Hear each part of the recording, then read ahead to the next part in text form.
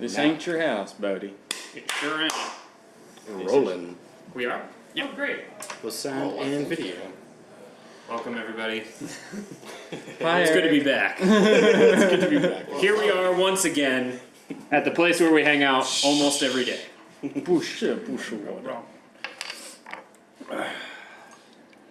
That is for you. Hey, you can have one of these little cute coasters. Dude, I love it. Yeah, they're very cute. I specifically told them to smoke outside. That's for the best. Were they smoking weed? Were they in there smoking weed? No. Okay, good. No, God, no. I would hope that nobody in 2022 would think that you can just light up inside a building full of people. That is a public business. space It is also a business. I'm like, without at least saying or asking. yeah, you never know. You never know. Visitors Times are strange. Times have changed. Times have changed. Times are totally very Well, the times they are changing. Yeah. Back at the dawn of the dark ages.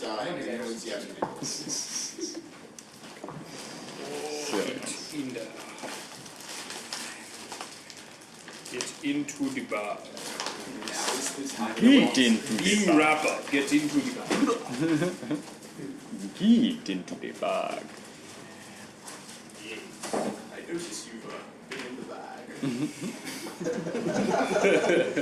Couldn't help but notice. I say, oh boy, how's your back doing? My back? Sir. Quite secure. That kind of thing is my bag. Oh, yeah. Anything is My bag, baby. I have to believe. And me. This sort of thing is my bag, baby. Have any of y'all seen Austin Powers recently? Like, does No. it hold up at all? Within the past 5 years, but I was a big fan when I was a kid. It's still just as silly as Yeah, I'd be curious to revisit it. There's no way. There's There's no way it holds up. Although Not there the was second and that third one one. scene where Austin Powers proved to be a perfect gentleman and tried not to sleep Right. with the drunk woman. She was drunk. Yeah. I remember that, like, Yeah. even as a kid. Yeah, exactly. good. That was impactful. I'm trying to think because, like I said the other day, we were watching Farley Brothers films. We watched, like, Me, Myself, and Irene. And, like, Me, Wow. Myself, and Irene, for instance, Yeah. like, yeah, Jim Carrey has, like, the bad personality where he says all the sexist and, like, racist stuff, but, like, it's the way it is tonally in movie. It's, like, it's still, like, it's kind of shitty that it's, like, Jim Carrey saying it. 'Cause, Wait, like, what? Me, Myself, and Irene. I never saw that. I saw it when I was like 14 or something. Yeah. so Are we rolling? we are. We're rolling. We are rolling. Yeah, Me, Myself, and Irene is a movie where Jim Carrey has like multiple personality disorder Yeah. kind of vibes, and Which was interesting. 'cause antics ensue.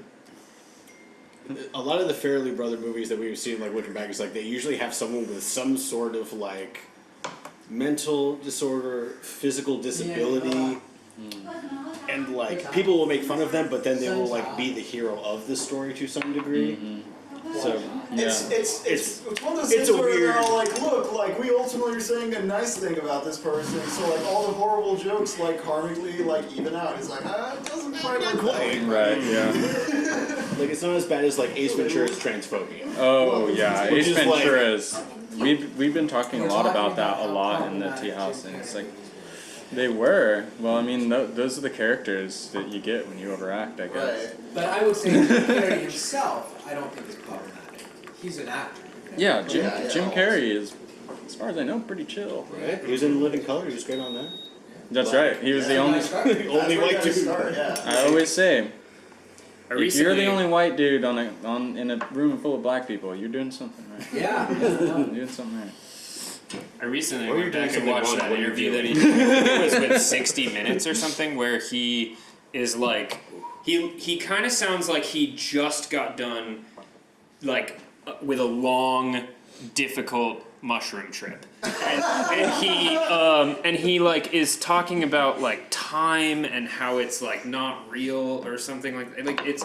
And how we're all just like fitting ourselves into these little personas. This is Jim Carrey. This is Jim Carrey. Like Yeah, on he likes to some go kind of on major about the news non-essentialism Like, stuff. yeah, man, I've seen The Portal too. media. Yeah, it was Pierce the really Veil. funny. Yeah, I'm like, he's kind of like got all that Yeah. Yeah. they're Have you all ever seen non-essentialists. his comedians in cars getting coffee episode?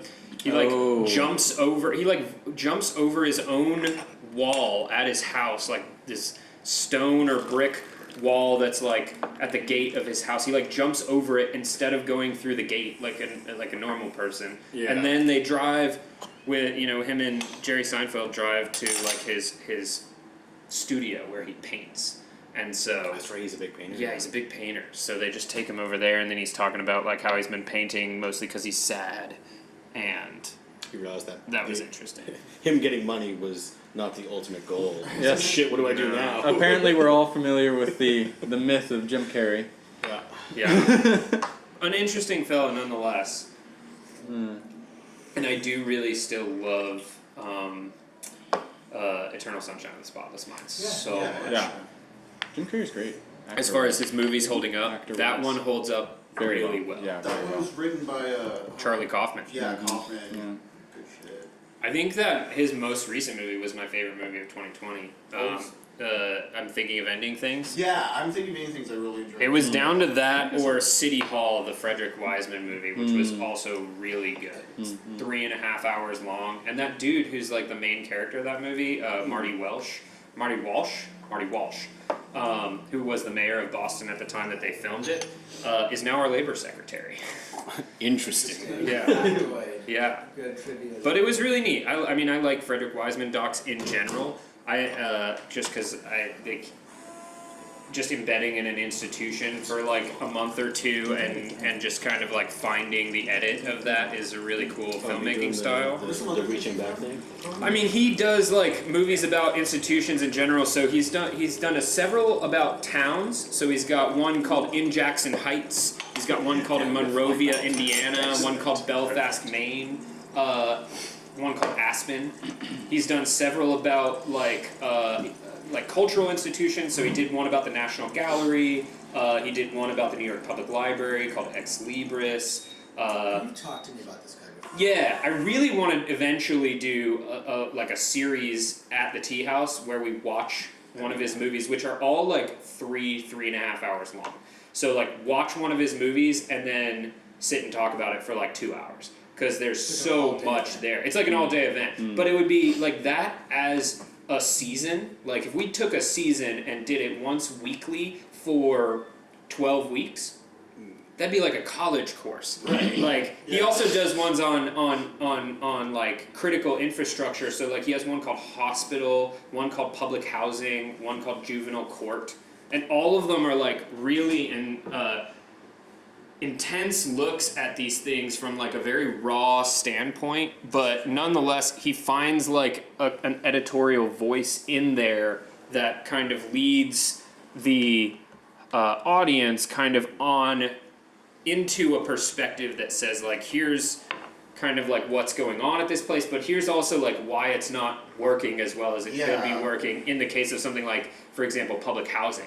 You got like this lady who gets on there who is just like my friggin' hero. She's like this maybe like middle-aged woman, and she's talking about how every like year or something, like new budgets come out and they have like mechanisms for like if people can't pay the kind of like minimum that they're supposed to pay to live in public housing, they get kicked out.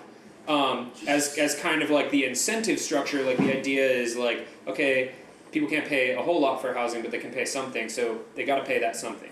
And then they get kicked out, and then it's like, well, now we have 54 open apartments in this public housing structure, and we're not letting people in. Like, there are people like who need this housing. And so she has to go in this complete back and forth with like the city government, like, and I think this was taking place in Chicago.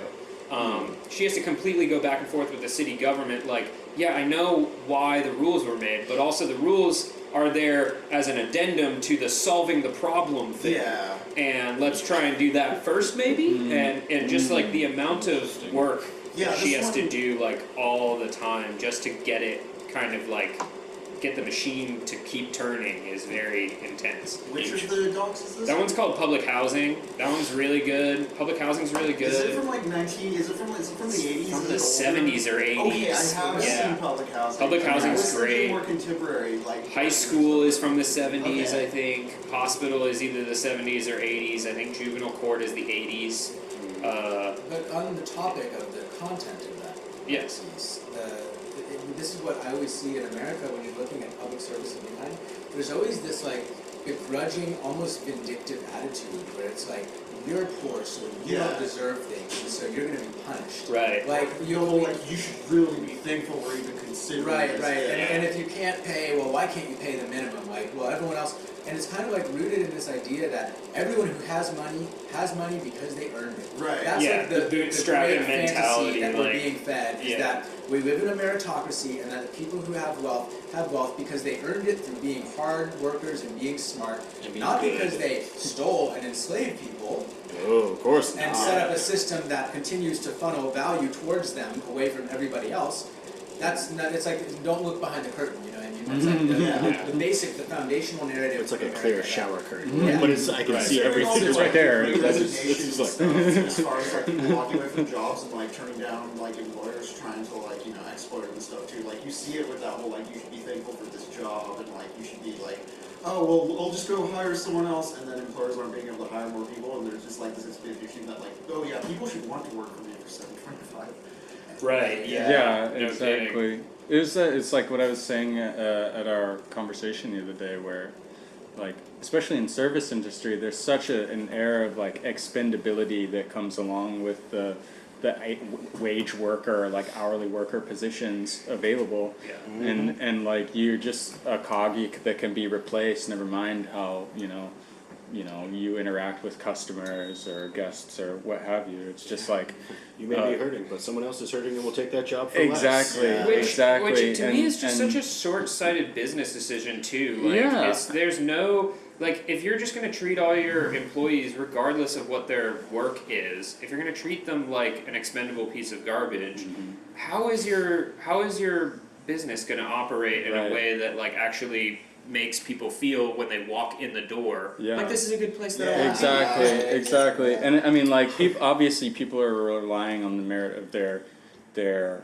product overall. Sure. And there's something to that to like invest in the excellency that you provide as a service, whatever Yeah. it may be. But the expectation of loyalty, or the ideal of having a place where people enjoy working, I don't think can really exist without some like,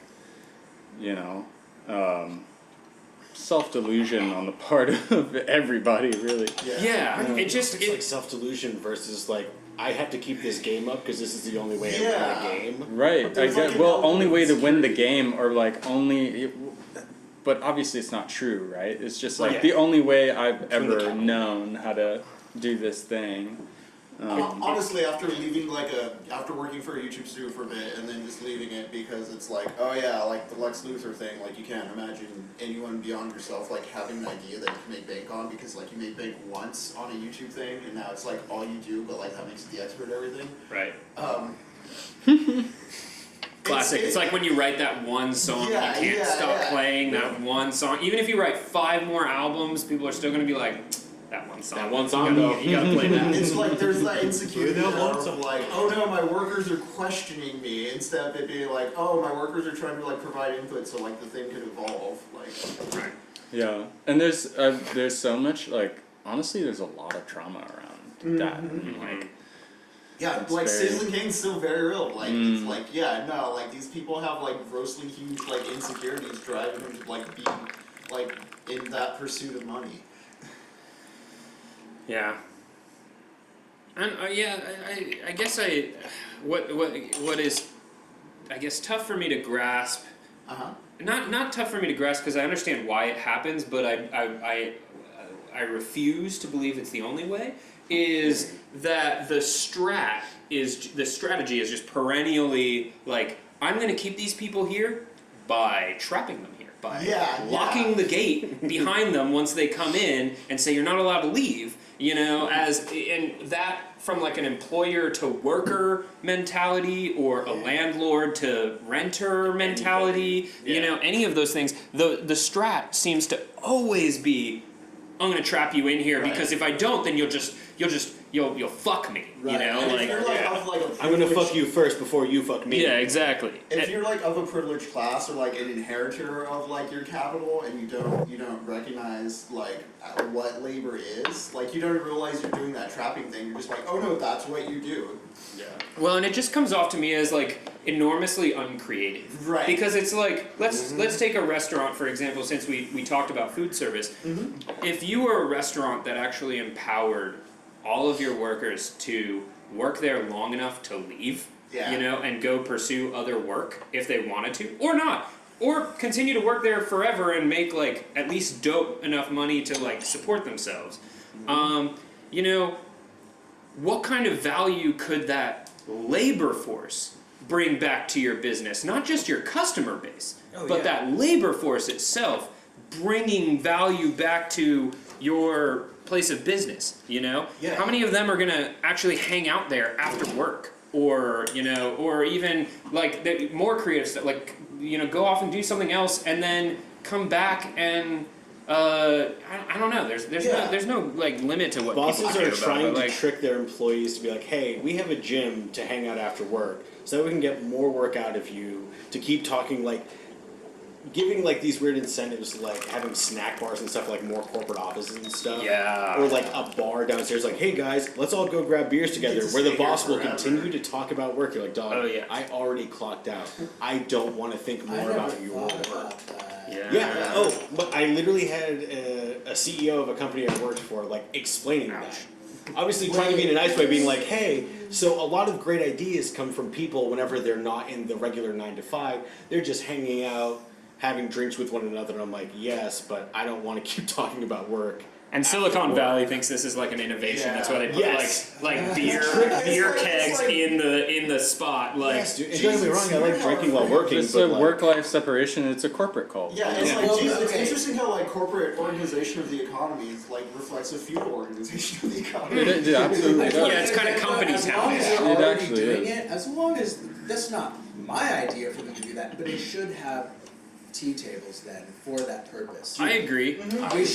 We should like Oh, yeah, for be sure. able to market who's this guy you know. I don't want to name any names, but I'm off camera. Yeah, off camera. Whoever they are, let them know that I've got a great idea for them. That I'll get you know lots of great ideas. Tea service. They- It they- also depends how you want to develop it, because we do have tea tables in China, almost in every office. Yeah. It's for Yeah. different purposes. Yeah. But I also have a question though. Mhm. Do you think the situation will get better though?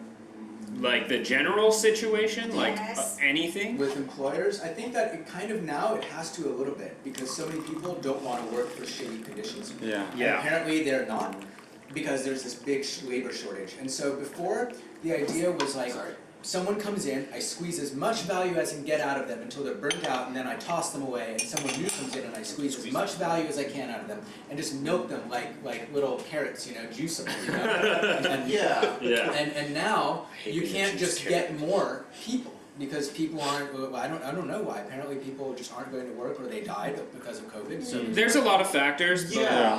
But for how long has it been like this? I always want. In America, How yeah, long well, has I it mean, been like well, yeah, squeezing people? My Oh yeah, America is Long built on history. squeezing people. Right? Yeah. The only reason America exists is because people were squeezed. people.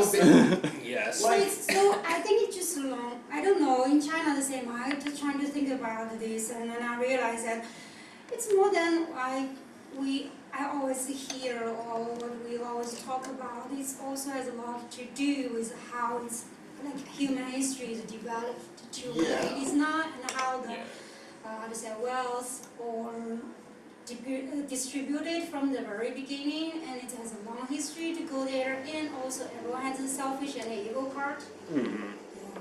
I think everyone has a selfish and an evil part, and if you what that comes out when people are abused, and the Yeah. more people are abused, the more that they'll abuse others, and so Yeah. we have this inherited cycle of abuse. But it can get better. We just have people individually have to do their work and cope with their trauma, and we as a society need to create places like this place where people can come and be authentic with each other, because that's what abuse does, is it separates you from yourself, it disconnects you from yourself, and it disconnects you from your ability to connect with other people. And you start seeing everybody is against me and I'm against everybody. Everybody's just trying to get what they can from everybody all the time, because that's how I've been treated. And if I don't act that way, if I don't go through life like trying to take advantage of everybody, then I'm the chump and I get taken advantage of. Right. I'm gonna lose the game. Or Right, whatever. but if you can just be shown an environment where that's not how people are treating each other, I don't think people want to be that way. Yes. Right. Oh, sure. That's why like Absolutely. Burning Man is such a big thing, where everyone's like, I can just go there and hang out with a bunch of people and be friends. You're like, And that's the best thing about Burning Man, that, you know, I went there in like 2007 and I really did enjoy that part of it, and I would say that something of that experience is in this tea house, from me, from that. Yeah, sure. I think also like with the way American culture prioritizes the individual, it very much is like so on the micro level, as far as like things getting better, is like I do feel, for instance, like finding a job right now is easier than it was 2 years ago when it comes to like freelancing and stuff. I feel for certain like privileged classes, like I have a college education, so like I have a set of skills that I can kind of like find employment on that like I don't think applies to like a lot of other people, and I do feel like lucky in that sense. But I mean, as far as the general like comfort of Americans goes, like I think it is going to get like quote unquote worse before things really start changing. But I do think people are going to get angry enough to where things are going to start like needing to change. It's just a matter of like what degree of discomfort it's going to like devolve to. Yeah. Well, and I want to bring it back. What does it really mean to squeeze someone? The Right. only way that you can squeeze someone is if they feel like they have to be there. It brings it back to your force. What does that mean? That means I need to make rent. I need to be able to buy food. I need to buy food. I need to pay rent. I need to pay for my car. I need to pay my Gas, insurance. insurance, I need to pay for these things. And if I can't, then I'm in trouble. That's how you squeeze someone. So really, the only reason that employers and organizations are able to squeeze people the way they do is because the government is there holding up the fucking juicer to be squeezed again. That, and it's trickled down by the various elements of our culture. Like what Henry was saying, we have such an individualist culture, so it's like, I need to make rent. But my first thought when I'm in trouble on making rent is never, let me go ask my friend for money. Right. Because that's not something you're allowed to do in America. That's very shameful in America. Very shameful. Very I've never shameful. asked a friend Can't for do money. that. I barely will ask my parents for money. Yeah, I'm parents, ashamed of no asking way. parents That's for money. very shameful. I think part of like the Karen phenomenon. I won't do it. I gotta pay It the speaks to time. how people No, if you imagine need to, solving you need to. problems, and like in American culture, a lot of like problem solving is like it's a market issue where you complain to a manager. So like it's hard for people to like imagine or see like, oh, what are like practical or tangible steps I can do to like immediately like fix my material situation. It's more like, you know, you've got people who've been raised in a bubble where like if there's no steak at Golden Corral, they're gonna riot. So Sure. Also, it's really tough to get involved for people. Again, because of like layers and layers and layers of This is a very real abstraction. thing. So something like this, another like thing where I think the tea house kind of removes one of those layers of abstraction. I'll give an example. People, I think right now, and this is just the impression that I get from living in an urban environment, but people living in major cities around the United States very often care more about like what's going on at the federal government level and think that that level of government will have the more direct effect on their lives than local government. And I think the main reason for that is that people don't necessarily feel that their local government is accessible. Right. Why don't they feel that way? Well, first off, they're not necessarily interacting with their neighbors. They're not necessarily getting into third spaces like this, you know, where you can get together with people and just kind of like spitball ideas. It's literally that kind of thing that then convinces somebody like, oh, I could take this idea to city council. Right. But like those aren't the conversations that a lot of people are having. Everyone's playing single player PS4 right now. Or, Well, they're that's- watching like cultural. Everyone's like, That's you know, a fundament of capitalism. online. Yeah. The point of capitalism, structurally, is to reduce everything to saleable units. This is the rise of the singular, Atomize it, the nuclear family. That's the only reason that exists. Like, People like, exist in communities and big groups all over the world and have forever. Yeah. And in places like this too. This is where revolutions are fought in tea houses and coffee houses in North Africa and Southern Europe and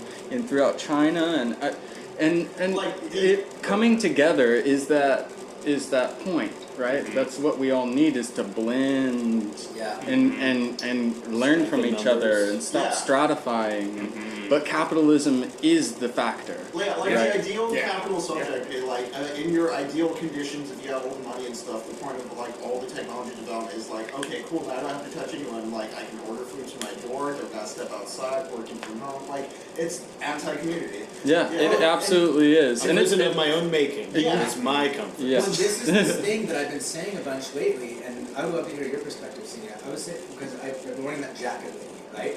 My long jacket I've had since high school. The sleeves wore out on that jacket. It's made of wool. And in America, I would have just thrown it away.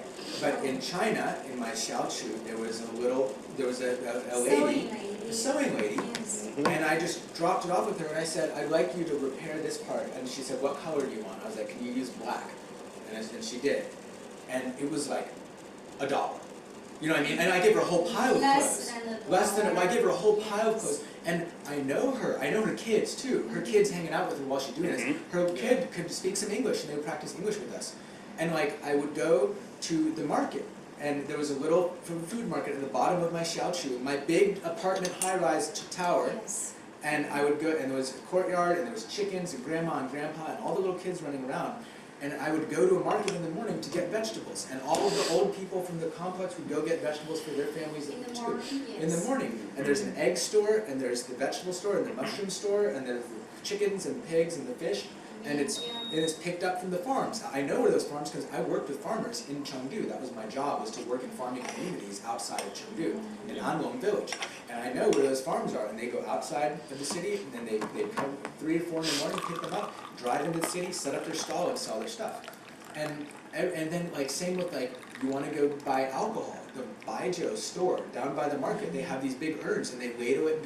But it's the same girl working there every day. You know who she is. She's the daughter of the people who make the Baijiu. And that's just like, even in, I'm talking about a big ass city of like 8 million people. This is Chengdu, the capital of Sichuan province. But in my little xiaochu, and everyone, this is how everybody lives there. You have this community, and I would see like 4-year-old children walking down the street by themselves to go to the store to buy their dad's cigarettes. Oh, And yes. yeah, and everybody knows who this little girl is. No one's worried that she's walking around without her parents. She's going to the store. The dude at the store knows that she's not going to smoke those cigarettes. Those are for her dad. They think it's cute. And all of her aïs and susu and her aunts and uncles and her relatives. They're not her relatives. They're her neighbors. But she calls them all aunt, uncle, grandma, grandpa. Yep. They all know who she is. They all know where she belongs. And she's just walking around. And that is completely different than Oh, the way totally. Collectivist culture is such a fantasy world to American people in See, I America. know what Senior says. It's the foundation of the culture, like how it is developed for a long time, and especially just to see like how we started our culture back then and how we formed the society, all the communities, and it took a long time to go there. But how America started is very different. Yeah, like Yeah. suburb culture is like suburb development and design is and was like a reaction to like urban migration and racism. Like racism's inherent to the development of like the American suburb. Oh, and all of America. Yeah, we cannot talk Yeah. about America without the invention and application of racism as a concept. It's basically like the great blank canvas to try out. Happy birthday, buddy! It's so cops know where to go. Yeah. That's good. It's birthday. We're breaking the third wall here. Fourth wall. Yeah. I'm breaking the third wall. It's going down over there. I'm taking it a step further. Time is an illusion. Eric Andre show. There are no walls. Get naked. Time is a solid object. You're just a 3-dimensional. Barry, do you need anything?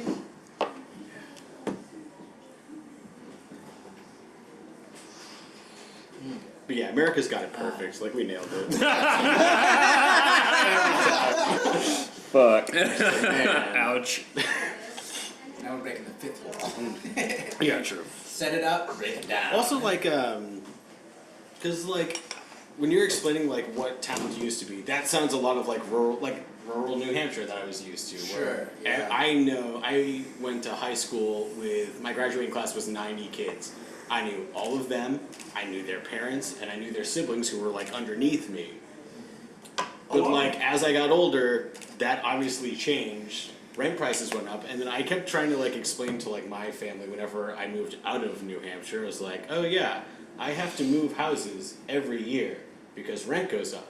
So I don't get to sit in one spot. I have like a box of things that I move every year, and I don't get used to my neighbors. I don't get used to like who's in that area, Right. and those people are constantly changing anyways. So like there's just like a it's just always tumultuous. Yeah. Yeah. The walkability that This you guy, bring up that's to, what like we had. in El Paso, like central and downtown El Paso and stuff by the border, like it's the oldest that's and it is much more like considerately planned. Chengdu and Chinese cities in general, I mean, Chengdu for sure is not a walking city. It is huge. You have to take the subway or the bus, or you ride a two-wheel vehicle, or Subway's nice though. the subway's really good. Oh, Public subway's transportation cool. is cheap and fast and efficient. No traffic. No traffic, yeah, and That's what I loved and about New people are York. riding little scooters, you know, around. It's clean too. But it is clean. The subway's It's clean. clean. It's clean. The subway's very clean. Much cleaner than. Where do your New homeless York. people shit? There's not a lot of Homeless people aren't super prominent. Yeah, there's not a lot of homeless people in China. I There- don't understand. There's got to be homeless people somewhere. How do you get people to work? God damn it. That's wondering, like, where are the homeless people? Well, yeah, I don't understand either. I don't even know the concept of homeless people. Yeah, it's like, oh, they're in homes. They're not homeless. Right. Well, people have families. First of all, people's families. The people live with their families. You know, Yeah. in China, you're not expected to just move out when you turn 18 years old and go live by yourself. You move out when you get married.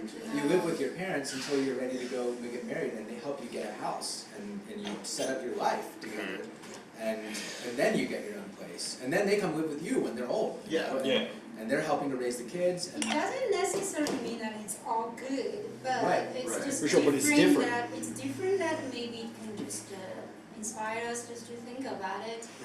And see which way is better. I do find it weird here.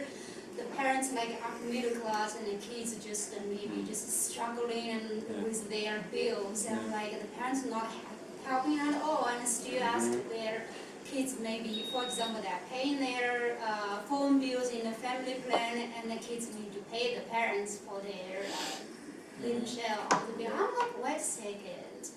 Okay, fine, I understand, but does it have to be that way? right. You know, Yeah. it's just so small thing, it doesn't really, For sure. yes, affect It starts off small, but then it a kind lot. of like Amplified. amplifies later on. Like it becomes just one thing. Like, oh well, we could also do this because we don't want you just paying for your phone. You could also do this for us. Yes, it's like Eric mentioned earlier, like you will feel just ashamed to ask your friends or your family. And that's just a big old figure eight of shame there, because it's like parents will shame each other for enabling their kids if they're Right, providing any right. sort of support. Grandparents will shame their kids for, you know, enabling their grandchildren. Exactly. God, Peers yeah. will shame each other for the variant levels of help that they can get from whatever vector. You know, like I did this without anything or what. You know, you hear that kind of story all the time. It's, so I really yeah. think that the narrative, the meritocracy, earn your own way narrative, is just a justification of slavery and genocide Yeah. and theft that underpins the foundation of this country. Because you have to spin this narrative that, you know, everyone works for what they have and that's how America was built. Because otherwise, if you pull back the curtain, it was stolen. People's labor and land were stolen. People's bodies were stolen. People in other countries were colonized and exploited, and their resources were stolen. And that's how we got here. And it's not to say that, like, okay, the people who rule the United States are not from here. They came from somewhere else, and they took it. But the people who were in China are from China. The Han Chinese did expand and they did conquer the other people, but they're not from over the seas. They are from there. They are one of the groups, and those other ethnic groups are still there in China. Yeah. And they still exist. They haven't been genocided. They're living there. You know, Wei Shulin, who got us this tea, is one of those people. He's Aka people. And I think that, like, again, not to say that everything's perfect in China or that it's better at all, just it's different. And there's a different foundation. The people of China survived and got to where they are, presumably by working together. but the American society got to where it was by exploiting people and taking things from people. That's where the foundation of our wealth comes from. There's a long-running strain of like socialist activism in the U.S. history that just totally gets scrubbed from the books when it comes to educating our public as well. Yeah, like teaching the actual legacy of Like- Martin Luther King Jr. Yeah, teaching about teaching about what Abraham Lincoln was about when he was talking about the Bill of Right. Economic Rights, and then Yeah. things like the Battle of Blair Mountain and the Harlan County War, where Right. like coal companies literally hired the National Guard to shoot Murder, Americans. murder Yeah. people for trying Yeah. to unionize. Yeah, I mean it goes back. I mean like Bacon's Rebellion when black slaves are rebelling and getting poor Irish people and Italians who were not then considered white Yeah. on their side, and then basically Anglo-Saxons throwing in like money and opportunity and Giving conferring whiteness, Yeah. whiteness Yeah. upon the lighter skinned of those, and then Just like the way like you know. And then boom, you have gotten a population of oppressed people to police themselves by making them think they're multiple populations. there was a really good podcast called like Behind the Police, and like one of the interesting aspects throughout the series that they tackled was how like when the Irish first came to America, it's like how the Irish basically became like when the Irish were first being derided and like stereotyped as a race, it was like they were considered the bad, but then like. Over the course of the 1800s, by the end of the 1800s, if you're Irish, like the stereotype was like, oh, you're a cop who works for the white man. Right? Yeah. Yeah, they deputize. So, You yeah. can stop being a slave if you patrol these slaves. Yeah, Yeah. exactly. You're like, Yeah. oh, Pretty well, I'll much. take that position that's the over whole- being the Except slave. they'd never stop being a slave. Right. They became the house slaves. They became the Yeah. house They became slaves. the house slaves. Yeah. They became the foremen. Yeah. Enforcing. But that's I read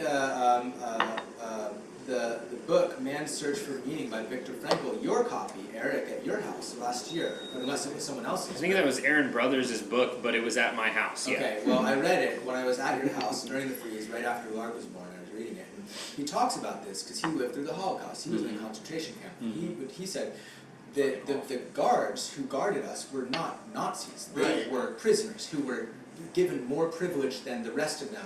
And sometimes they were the most sadistic and the most cruel. And these were people who ultimately were themselves terminated. They were all just prisoners, but they were given cigarettes, and they were given more food, and they were given a little bit more freedom, and they were given the opportunity to walk down and abuse the other prisoners and give them power. And you want to stay in that position, so you're going to be more sadistic. That, And Yeah, if they they learned that from Yeah. American slavery. yeah. Right, exactly. Exactly. That's how and that's essentially what's been done to us, is that to control the population, we've been divided into these imaginary groups called race, called class. In the UK and Europe it's class, explicitly class, but here it's replaced with race. And this was something I noticed coming back from China after living there for 3 years. Because in China, where I lived, in Chengdu, there are ethnic minorities. They are not the janitors. They are not doing the shitty jobs. They have little businesses, by and large. They're selling their ethnic food, like Tibetans. There were Tibetans in Uyghurs, where I lived. They had restaurants, they sold food. The people cleaning up the streets were still Han Chinese people. The people who were wiping down the tables in a restaurant were still Han Chinese people. Whereas you come here, and I was getting off the plane, and I was like, oh, okay, captain of the plane's white, stewardesses are white or good-looking women of color, as flight attendants. You've got the people loading the luggage are definitely black, or like Latino or Latinx. The people, you go to a restaurant, the hostess is usually white, reading at the front, or good-looking person of color. And then you definitely have like Latin American people and black people like bussing the tables, washing the dishes, chopping the vegetables in the back, for sure. Yeah. House being built, same thing. You see a bunch of Latin American people, not white people. It's not going to be white people doing all of these very menial, base level, foundational jobs. And you come back, I grew up with it, I never noticed it. You always see a Latina woman walking a white baby. It is never the other way around, ever. You know what I mean? It's never a white nanny taking care of a baby of color that I've ever seen. And if you walk to places and there's this unspoken, what class people are in by what color their skin is. And by how they dress, and by how people treat them and talk to them. But you see someone walking along with a leaf blower, it's not usually a white person. And after being in China, where you have a much more homogeneous population, and where the distribution of the economic levels is really centered mostly on Han Chinese people, who are the super majority in that country. You do have ethnic minorities, but it's not like, It's a lot. Han covers like, I don't know, 80% of the population? 95%. Yeah, population. 95. So maybe that's why. Yeah, but also, And also most of the time the Han population just in certain areas, the minorities there like Xinjiang or Tibet or Guangxi, those areas. So I don't know because I've never been there. I don't know how it's like that in those areas. But out of those areas, yeah, it's most Han people. So you kind of have to have Han people do Right. that. But yeah, I do notice this too when I arrived in the States. And also one thing is very funny, I kind of pisses me off. It's I'm not like once, but many times I kind of hang out with people and having fun, and I will make some friends, and I often are like white girls. I'm sorry. But they would say something to me, oh, Cynthia, you're so cool, you don't look like Chinese girl, you're like a white girl. I was like, you've had people said that to you? shit, what? People literally said that to you? Wait, hold on, sorry, this happened more than once. I was like, wait a second, why Cynthia, you're so cool and you're like a white girl? I was like, I don't think white girl are cool. I mean, I think that's kind of. Why are you insulting me? Yeah. I think. Yes, I've had white women tell me that I'm the only Asian guy they ever found attractive, which is like, I don't know if you think you're complimenting me right now, but you're actually just being really racist. You're just like outing yourself as a, being racist. You could have just not said anything at all, Would it shock you to find out that I too have been told by white women yes. that I seem not quite so black? It would not shock I think I'm actually seeing at this all. happen. I might It would actually not shock be me at all. My customary answer is you need to expand your definition, your expectation of blackness.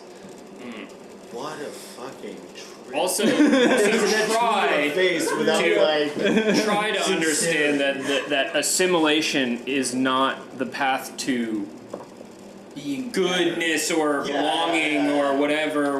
And There's these all are subtle communications that to assimilate is the best thing that you can possibly right. do. Oh, As someone who is assimilationism non-white. is still racism. And exactly. Unfortunately. You Well- just need more white in you, and then you'll be slowly- good.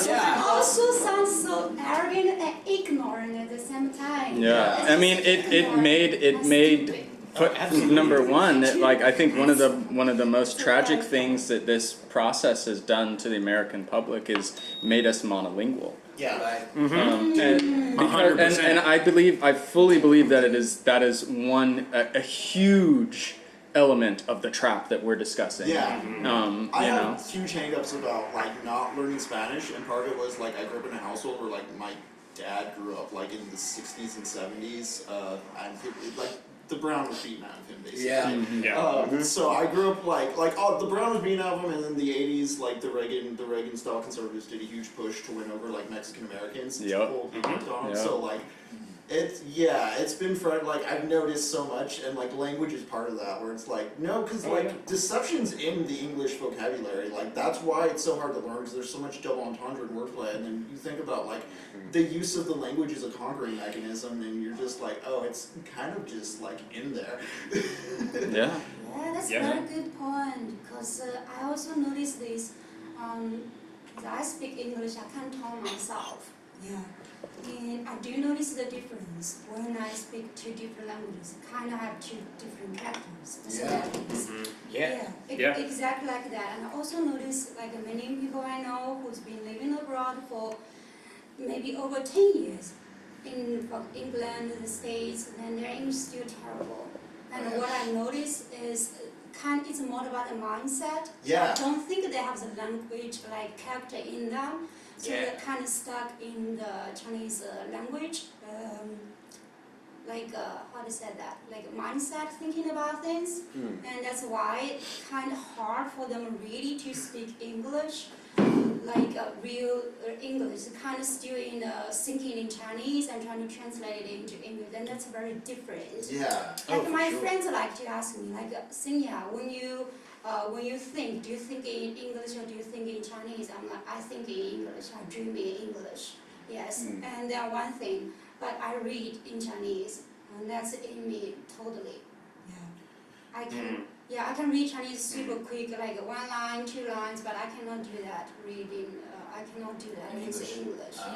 Yes. Yeah, it's interesting thing like the mindset mentality because like to me, especially when I first started working on it, was noticing the differences in like Japanese movies subtitled, just listening to the Japanese audio and have like the intentionality and the delivery, as compared to like the English translation or reading of it, where it's like they're saying the same thing, but like JoJo's Bizarre Adventure comes to mind, where like the voice acting and the intent of the writing is very self-aware and very self-parodying, but then like you listen to like the English dub and they're just kind of playing it straight, and it's like, yeah, this doesn't work.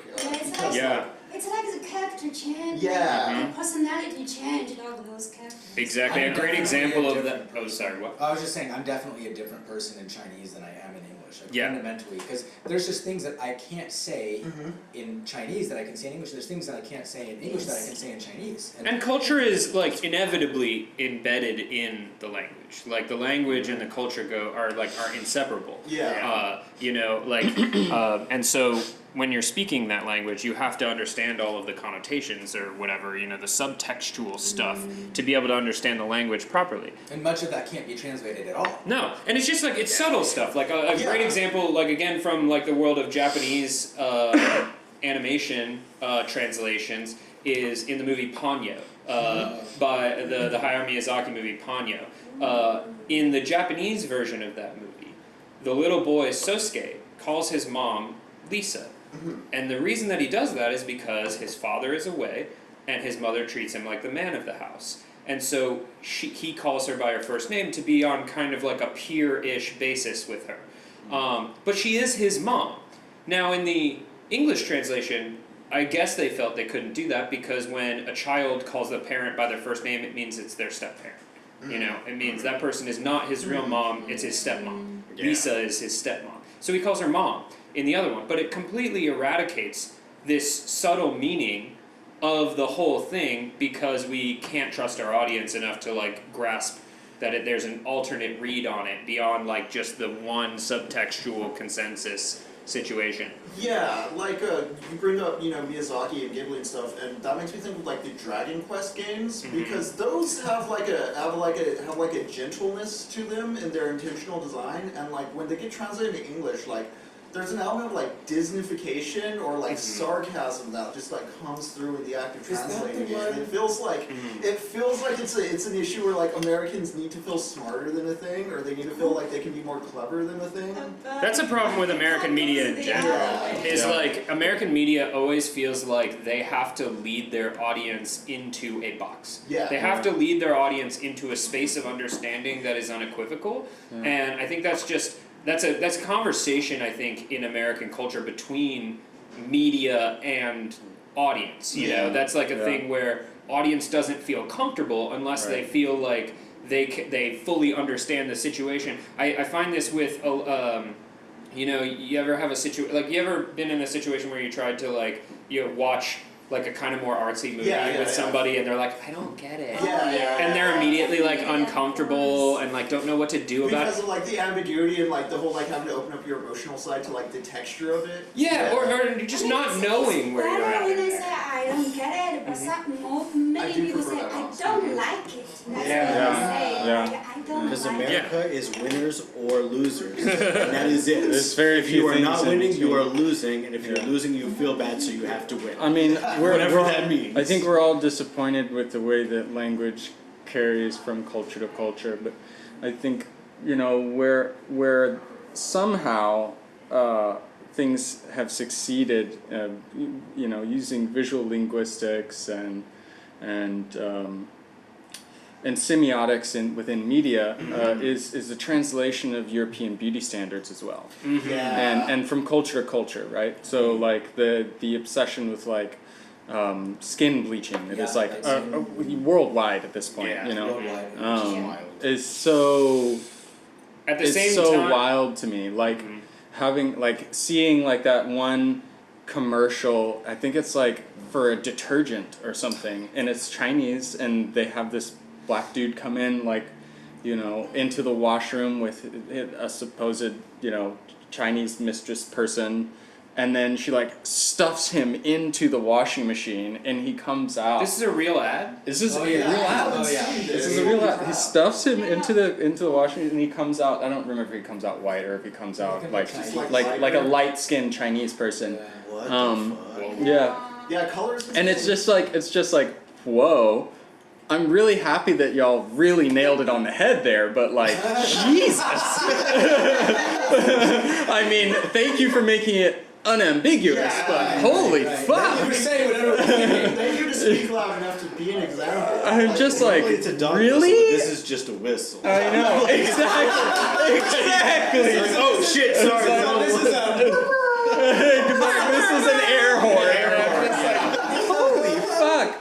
Like, okay, and I'm like, there's, y'all get this from America. Like, there's no other place this could Yes, come from. dude. Well, and That being said, I like- will say that one thing that does give me some optimism there is with the democratization of technology Yes. for making visual media, it's kind of encouraged the average person in America, because they're a user of a cell phone, to start to grok some of these mechanisms that previously were wielded only by giant corporations or giant, studios, and now it's opened the landscape. So in the same way that media empire was able to put forth a very homogeneous beauty standard from the 1950s or even earlier to the present day, at the same time, that same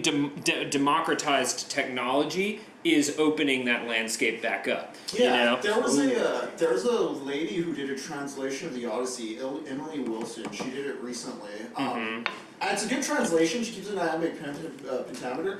What I really liked though is when she released it, she was going on a tour, just talking about why she did it. And like one of the things I really liked is like what she was talking about is like, well, we have this very like masculine, like patriarchal like vision of what like Greek myth is, but you gotta remember like a lot of our English understanding comes from like, Victorian dudes in the 1800s. So I'm gonna go out and commit an imperialism and like find the glory and then translate this thing to like reflect my needs. And it's like a lot of like the relationship dynamics in the Greeks, people are like, oh, that's just weird. It's like, no, they just had different understanding of sexuality. Yeah. It's probably closer to like Our understanding of Greek mythology and history was written in, the current canon for those subjects was written in the 18th and 19th centuries. these are really spicy. you had a bunch of repressed English people. Thank you for that. And they wanted to retroactively apply the successes of European colonization and genocide to the mathematical exactitudes of the geometry and the astronomy and the philosophy that Greek people had, not because they came up with it for themselves, and this is what they don't tell you, but because the entire periplus of the Erythraean Sea into the culture that was synonymous with what we call Mediterranean culture now was the result of a combination of the influence and occupation of Egyptians, Black Assyrians and Nubians in Egypt, in that mixed race society, and the Semitic people known as the Assyrians who occupied Jordan and Israel, Palestine today, right? And so all of that came from those civilizations and moved into Greece. Yeah, and more people need to read Gilgamesh. Yeah, exactly. Yeah. Yes. I ain't gonna read. Like going back, I'm gonna go on like, YouTube, the have someone else documentary tell me you about talked earlier, Eric. It's not the same guy, but there's a documentary that came out in like 2020 called Mare, and it's a fly-on-the-wall documentary following the mayor of this Palestinian town, who's right there on the border of Gaza, and like you just see the shit he has to deal with as far as like he can't call the fire department without like Israel clearing it first, and just like he can't get like basic utilities running without going through so much bureaucracy. And then like the Prince of England comes to visit, and he's like, yo, we need help with this, this, and this. And they're all like, well, what are you doing to make friends with Israel? And he's like, no, you don't understand. I'm trying to run a city here. Damn, it was really good. Wow. Yeah, I'll have to check that out. That sounds interesting. But like, it gets back to seeing how like the the Western world and like the United Nations and the English still want to like police things like the Israel-Palestine conflict without like actually doing it. Oh yeah, most definitely. But that's that makes certain actions of the recent past very interesting because they're finally starting to be challenged. Yeah. Those like very very large global government style organizations and, like El Salvador with the whole like making Bitcoin legal tender, and now the what's that? The IMF is like, no, don't do that. No, please. And And like pre-internet, a documentary like that would never fly in America. Like you got APAC on instantly saying like, get that shit out of the theaters. Oh yeah. Yeah. Well, they keep trying to censor stuff in America. It's so Right. funny because like they keep trying to censor stuff in America, and thankfully it's very difficult to do. Yeah. But it's still possible to do. But they do keep friggin' trying. They just banned mouse somewhere. That was like a big story on Twitter, which is crazy, but. That is the fucking craziest. I think thing. that's a fool's errand at this point because the internet will win that battle. Like there's just no stopping it. People will use the internet to find information that they want to find. It's one of those things where I want to be optimistic because I think like the only way you can actually stop something like that is like with physical violence, and I do think like it's like the people complaining about this are the kind of Americans who are too comfortable to like get to physical violence yet. But then like I said, people are riding golden corrals over steak shortages, so I'm like, is America gonna start eating itself alive now? I mean, parts of it are. It's the like a lot of places are in complete fucking disarray compared to like where we're at, where there's a bigger city and a lot more infrastructure, but like. Yeah, there's also like just like our golden corral has steaks. Yeah, there's so, whole like, sections of the restaurant. But like if you go out into the fucking country, it's like, oh, you guys are the ones we're beating to get all the shit shipped over here, and creating the animosity between like urbanized people versus like the country folk. Right, because like out in Kentucky, for instance, getting hit by tornadoes, it's like, oh, that's infrastructure that's probably not coming back because we're not doing shit to repair anything. No, dude, driving across the fucking whenever we drove from Austin to New Hampshire this past summer, it was like going through Mississippi was like, you don't take care of roads. Like, you guys are trying to murder everybody. Louisiana. Yeah. People just got trucks over their buildings. Dude, everything like they literally had to divert like the bridge between what is it? Is it Tennessee and Mississippi that are right next to each other? There's a bridge that literally had a giant fucking crack that had been developing in iron for 10 years that they've known about, and it finally got to the point where it's like, oh, we should probably divert people to the even older bridge over here while we pretend to fix this one over here. Oh gosh. It's like, have you even fucking checked the bridge you're sending us to, or are you just like, well, hold on, guys, we actually have to do something about this now. Yeah. Wow. Just had a bridge collapse in Pennsylvania, 6 miles away from Joe Biden giving a conversation about how the new infrastructure bill. I think that also ends up being a kind of second or third order effect of the what's the word, like money only going to a certain small portion of the country. Yeah. Like if it was more evenly distributed, more places throughout the country would have better infrastructure. Yeah. So it's this, and we find ourselves now, I think, at a really interesting opportunity moment as far as revitalizing small towns or like otherwise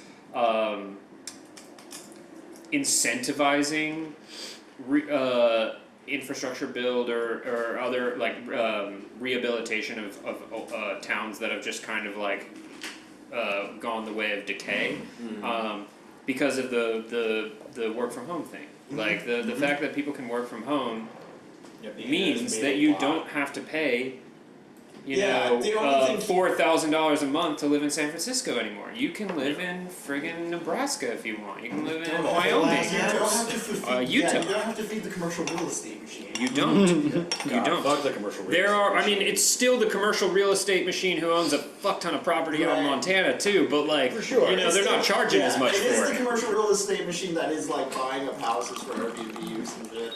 I was reading this terrifying article the other day that was talking about this real estate company in Montana that has started advertising homes to to freedom-loving patriots only who are preparing for the inevitable apocalypse or whatever, you know, like trying to just like target people who are too spooked by the news. Yeah. I saw a brown You person know, in my neighborhood, I brainwashing need to them in move. some kind of way, and they're just like, there's just like people waiting in Montana, like, let's pick them up, line them up, Yeah. get them up here, let them, almost make them like buy a the- house, give me their money. Because American Fools. history has never had an actual social reckoning. Like we did have a civil war, but even at that, the solution always been like, oh, just keep pushing people west. That was an economic reckoning. Yeah, yeah. That Yeah. that had like a mask of social value.